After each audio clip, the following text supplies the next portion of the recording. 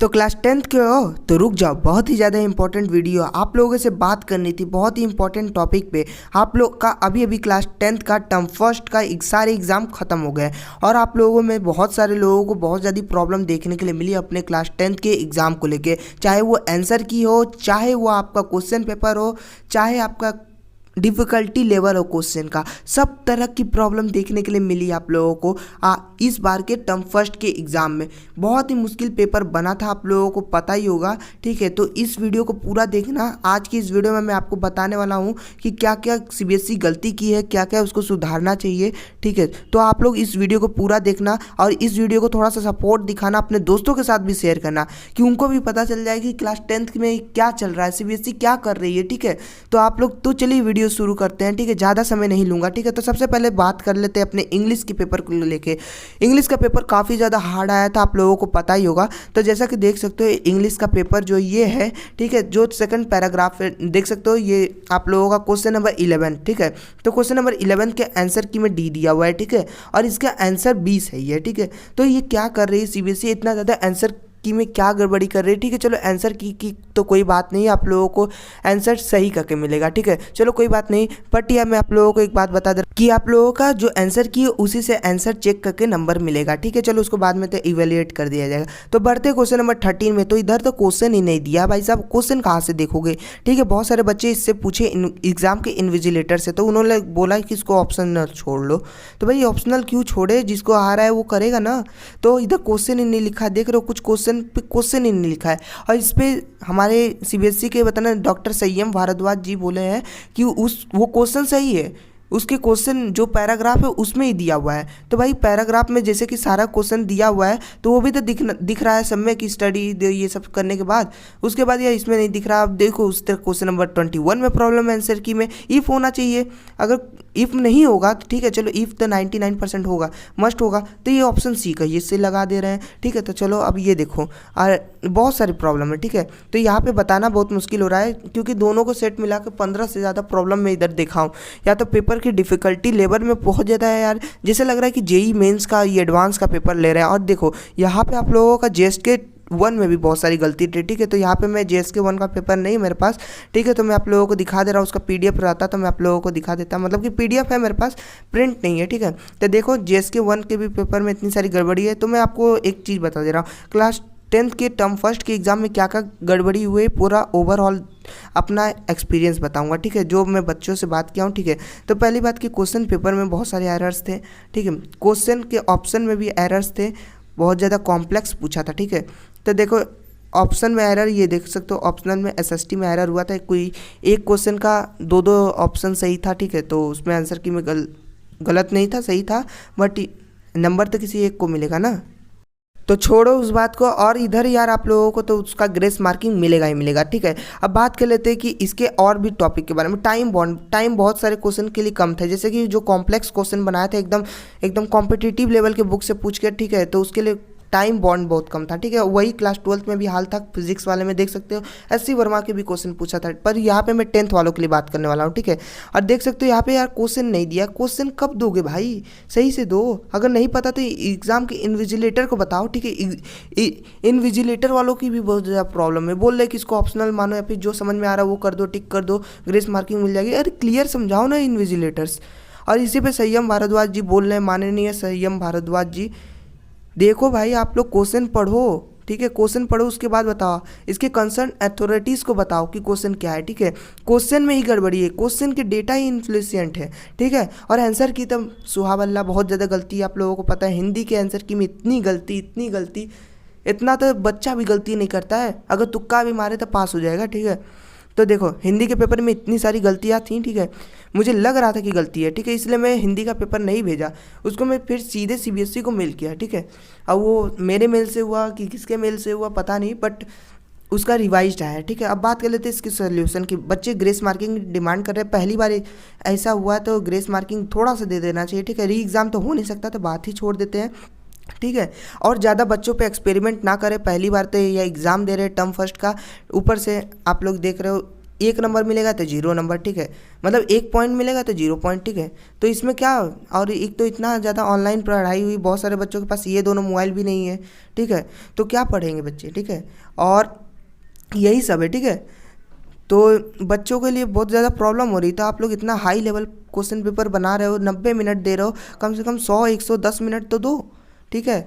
तो question paper की timing के हिसाब से बनाओ क्वेश्चन, ठीक है। आपका मैं माना कि स्टैंडर्ड मेंटेन करना है, ठीक है, माननीय संयम भारद्वाज जी, ठीक है, स्टैंडर्ड मेंटेन करना है, ठीक है। तो स्टैंडर्ड मेंटेन कर रहे हो तो अपने आंसर की में भी करो, कई बार चेकिंग करो आंसर की, ठीक है। तो इधर इन्विजिलेटर को आप लोग भी सही करो, ठीक है, एग्ज़ाम जहाँ पे सेंटर दे रहे हो उधर इन्विजिलेटर को सही करो, ठीक है। यहाँ पे आप लोग को आंसर की 10 बार तो कम से कम चेक करो। हमें लगता है कि सो के उठें और उनके टाइप पर टाइप करके निकल ली, 1-2 बार, 2 बार, 3 बार, मल्टीपल टाइम्स आंसर की चेक करो। आप लोगों को पता भी है कि कितने लोग देख रहे थे, आप लोगों को नहीं पता होगा। हम टेलीग्राम पे लाइव करते हैं, ठीक है, लाइव करते हैं, बच्चों के साथ बात किए माइक टू माइक, ठीक है, सबका ऑन होता है, ठीक है, मैं सबको परमिशन देता हूँ। 1,500 बच्चे जुड़े थे उस पर, ठीक है, और सबका यही था कि टाइम नहीं मिला, कि क्वेश्चन पेपर डिफ़िकल्टी इतना था। क्या सभी लोग का इतना रहेगा? 1,500 बच्चों के साथ में लाइव कॉन्फ्रेंस पे बात कर रहा था, क्या सबका यही प्रॉब्लम होगा कि सब गधे होंगे? देखिए माननीय महोदय, जो भी हो, आप लोग अपने कंसर्न अथॉरिटी, अपने अधिकारियों को बताइए कि क्वेश्चन कैसे बनाते हैं। बच्चे पहली बार दे रहे हैं, ठीक है, एग्ज़ाम। कोविड के बाद से सभी लोग सोए हुए थे, मतलब कि बच्चे सोए हुए थे, मतलब कि क्या ही बोले, और आप लोग पहली बार में इतना बड़ा एक्सपेरिमेंट दे दिए, ठीक है। तो यहाँ पे बहुत सारे देख सकते हो, यहाँ पे मैं डायरेक्ट लिख दिया हूँ, ठीक है, इंग्लिश के पेपर में, हिंदी के पेपर में क्या क्या गलती हुई। JSK 2 का साइंस का पेपर इतना हार्ड था, JSK 1 इतना इजी था। मैं इतने सारे बच्चों से, उस दिन 400 बच्चे लाइव मेरे साथ बात कर रहे थे टेलीग्राम पे, दोनों लोग साथ में बात कर सकते, ठीक है, जो लोग भी जुड़े रहेंगे, ठीक है। जैसा जूम मीटिंग पे तुम लोग जुड़ के बात करते हो, ठीक है, हमसे, अपने टीचर से, ठीक है, हम लोग टेलीग्राम पे ज़्यादा लोग को जुड़ना था, तो इसलिए मैं टेलीग्राम पे लाइव करता हूँ, आप लोगों से बात करता हूँ। इतने सारे लोग जुड़ के तो झूठ नहीं ना बोलेंगे, ठीक है। चलो, मैथ्स का बेसिक भी आसान था, ठीक है, स्टैंडर्ड भी ठीक ठाक था, ठीक है। तो इसमें तो टाइम का बॉन्डेड नहीं, बहुत सारे बच्चे बोल रहे थे तो कुछ टाइम और, ठीक है, तो कुछ टाइम मेरे लिए नहीं था उतना, ठीक है। मैथ्स का पेपर काफ़ी अच्छा था, और SST के पेपर का तो क्या बोले, ऑप्शन, चलो कोई बात नहीं, उस पर ग्रेस मार्किंग तो मिल जानी चाहिए, ठीक है। तो देखते हैं CBSE क्या करती है, ठीक है। तो इसके ऊपर मैं ज़्यादा नहीं बोलना चाहता, तो CBSE से यही बोलना चाहता हूँ कि अपना कई बार आंसर की भी चेक कीजिए, ठीक है, और ग्रेस मार्किंग रही तो आप लोग थोड़ा सा बच्चों को सही से नंबर दीजिएगा, ठीक है, तो आप लोगों के लिए भी सही रहेगा, और बच्चों के लिए भी। बहुत ज़्यादा डिप्रेशन में चले जाते हैं आप लोग जब ऐसा आंसर की शेयर करते हो, तो ठीक है, आंसर की को सही करिए, अपने टीचर्स को देने से पहले 10 बार चेक कीजिए कम से कम, ठीक है। और बहुत ज़्यादा आप लोगों के क्वेश्चन पेपर में प्रॉब्लम आ रही है तो क्वेश्चन पेपर भी चेक कीजिए, ठीक है, और थोड़ा सा मेंटेन रखिए लेवल, ठीक है, बच्चों के हिसाब से। इतने दिनों से कोविड में बैठे हुए थे, उसके बाद अच्छा पेपर लिया गया, ठीक है, बच्चे भी घर पे बैठ के पढ़ रहे थे, पता नहीं पढ़ते थे कि नहीं पढ़ते थे, उनके स्कूल बस फॉर्मेलिटी अदा करती थी, ऑनलाइन क्लास में थी क्या करती थी, ठीक है, क्योंकि इधर ऑनलाइन क्लास के हिसाब से टीचर्स की ट्रेनिंग नहीं हुई है। कितनी बार मैं बोलूँ, टीचर्स की ट्रेनिंग ऑनलाइन क्लास के हिसाब से नहीं हुई है, ठीक है। तो उसके हिसाब से आप लोगों को क्वेश्चन पेपर बनाना चाहिए। कंसर्न अथॉरिटीज़ तक ये बात को पहुँचाओ, या जो इसको लेकर जिम्मेदार है, ठीक है। अब हमें पता है कि संयम भारद्वाज जी ये सब क्वेश्चन पेपर को नहीं देखते होंगे, ठीक है, वो बस अपने अधिकारियों से पूछ लिए होंगे कि ये वो लोग एक दूसरे को आरोप देते रहेंगे, ठीक है। अब मैं इसके ऊपर ज़्यादा नहीं बोलना चाहूँगा, ठीक है। आप लोगों की जिम्मेदारी है कि आप लोग CBSE से चलिए बात कीजिए। आप लोग मेरे ट्विटर पे भी फॉलो कर सकते हो, ठीक है, मत करना फॉलो, ठीक है, मैं जो ट्वीट करूँगा उसको बस रीट्वीट कर देना अगर आप लोग को फ़ायदा हो, वरना मैं हैशटैग बताऊँगा, आप लोग उसको रन करवा देना, बहुत बहुत होगा उतना हेल्प, ठीक है। ये सब गलतियाँ जो CBSE से हो रही है, अगली बार से ना करे गलती, ठीक है। इससे बच्चे बहुत ज़्यादा डिप्रेस्ड हो जाते हैं, ठीक है, जो लोग मेहनत किए, जो लोग नहीं किए हैं। अब बहुत सारे तो मैं चीटिंग का देख रहा हूँ, पर अभी तक मैं जिस लाइव पे बात किया हूँ उसमें तो ऐसा कोई बात नहीं रहा है, ठीक है, कि चीटिंग वीटिंग होती है, ठीक है। तो ये सब के बारे में हम बात भी नहीं करना चाहते हैं, ठीक है। जो ये प्रॉब्लम है ये बहुत ही ज़्यादा खतरनाक प्रॉब्लम है, ठीक है। CBSE इसका आंसर दे। यह आप लोगों की जिम्मेदारी कि आप लोग अपने हक के लिए लड़ो, क्लास 10th वालों, ठीक है। अगर CBSE ऐसा कर रहा है तो उसको यार ऐसा मत करने दो। आप लोग अपने आवाज़ को दो, अपने बातों को रखो CBSE के सामने, ठीक है। मैं ही आप लोगों के लिए, कोई भी इतना नहीं लड़ सकता, ठीक है, तो आप लोगों को खुद लड़ना पड़ेगा। हम जैसे टीचर बस एक कोशिश कर सकते हैं कि आप लोगों का बस बता दिया जाए, ठीक है, आप लोगों के लिए बस एक आपकी आवाज़ बन सके, ठीक है, ना कि आप लोगों का सोल्यूशन कर सकते हैं। अगर ये वीडियो कैसे भी है इन सीबीएसई के अथॉरिटीज़ तक पहुंची है, जो भी कंसर्न अथॉरिटीज़ हैं, ठीक है, तो वो लोग कुछ इस पर राइट डिसीजन ज़रूर लीजिए, ठीक है। थोड़ा सा नंबर ज़्यादा दीजिएगा, ठीक है, ग्रेस मार्किंग सही कीजिएगा, ठीक है, जो जो क्वेश्चन का आंसर गलत है, ठीक है, क्योंकि पहली बार बच्चे एग्ज़ाम में बैठ रहे हैं और लोगों को पता ही होगा, ठीक है, तो देश का भविष्य का सवाल है, आप लोगों को पता है कि सभी तरह के एक्सपेरिमेंट इन्हीं बच्चों के साथ नहीं करने चाहिए, क्योंकि ये लोग पहली बार बोर्ड दिए हैं, टर्म फर्स्ट था, ठीक है, तो मे बी टर्म फर्स्ट के बाद आप लोग सेकंड में सही कर लोगे।